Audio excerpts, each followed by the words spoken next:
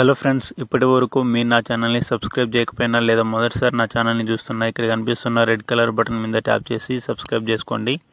పక్కనే ఒక bell icon వస్తుంది. సో దీని మీద ట్యాప్ చేసి 3 ఆప్షన్లలో మొదటి ఆప్షన్ని సెలెక్ట్ చేసుకోండి. సో ఈ విధంగా చేయడం వల్ల ఇలాంటి మరెన్నో ఒక దేవతల వీడియోస్ని మీరైతే అందరికంటే ముందుగా నోటిఫికేషన్ ద్వారా పొందవచ్చు.